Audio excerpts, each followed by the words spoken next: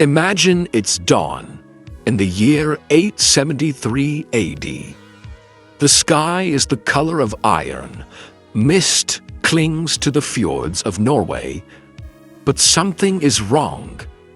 A shape moves through the fog, angular, metallic, unfamiliar. Not a dragon-headed longship, but an armored personnel carrier. Inside, 30 men and women sit in silence. Modern soldiers, trained, equipped, deadly. They have fallen through time. The question is simple and terrifying. Could a modern infantry platoon survive in the Viking Age? Let's set the stage.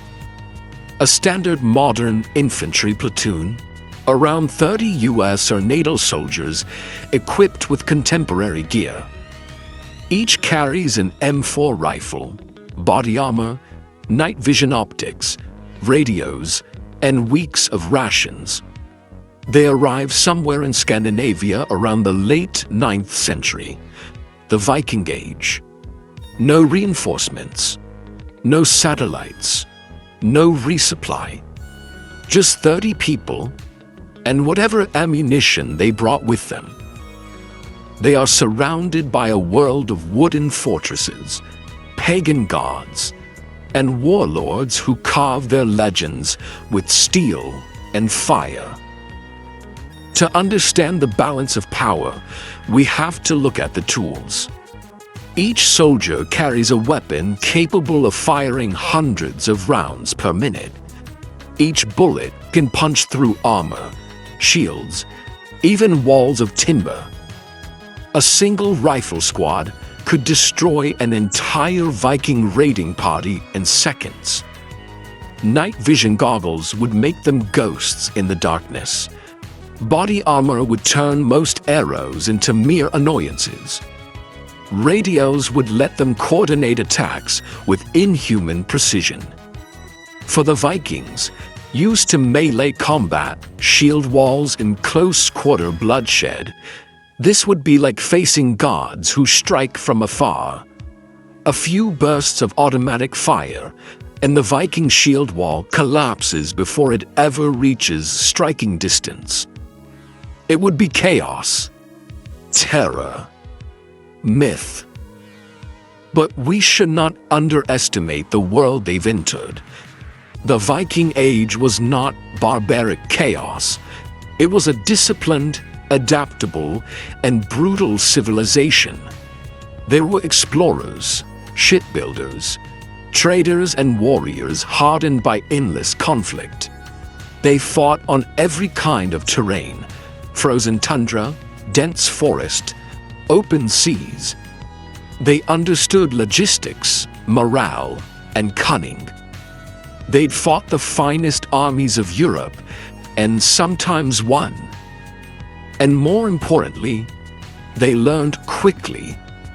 When Vikings encountered new technologies, like the Frankish sword or the Christian fortress, they copied them, refined them, and mastered them.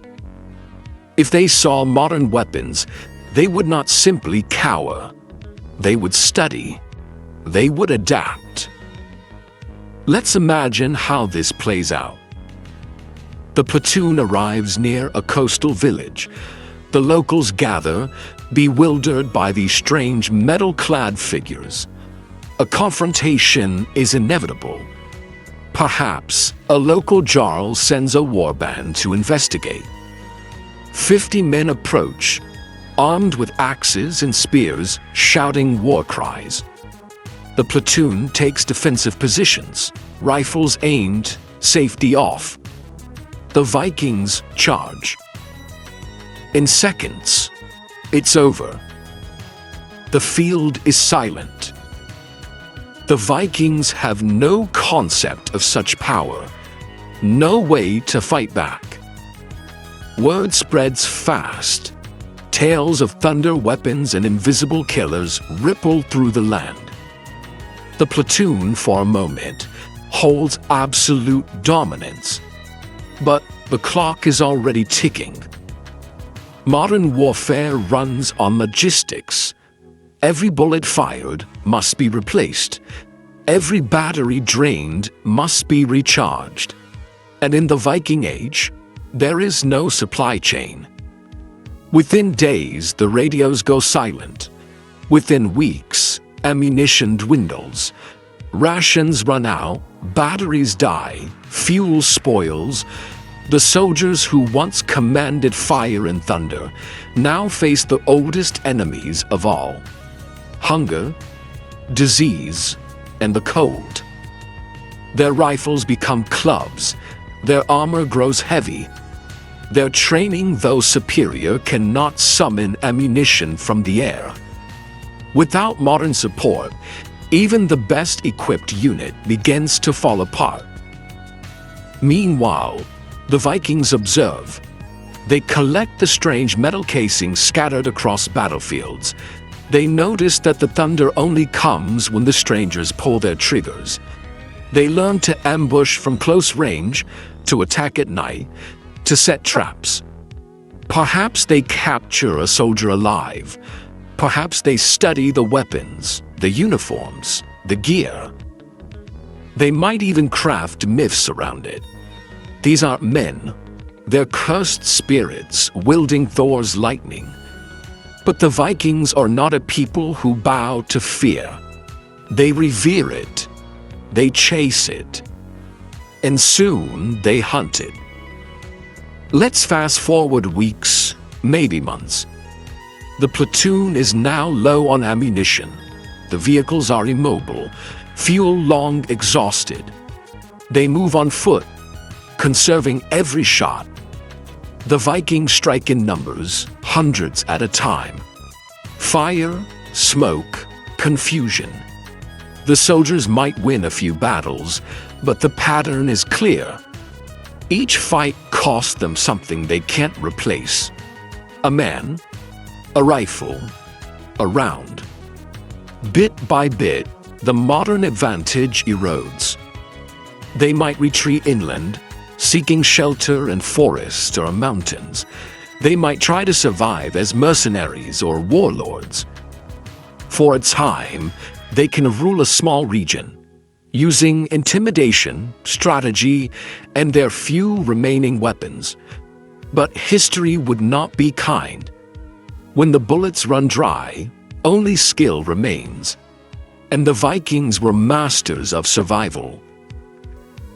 If the platoon somehow lasted long enough to make contact, to trade, to teach, they could change history. Imagine the Vikings learning about gunpowder centuries ahead of schedule, learning that fire can be harnessed into weapons of thunder.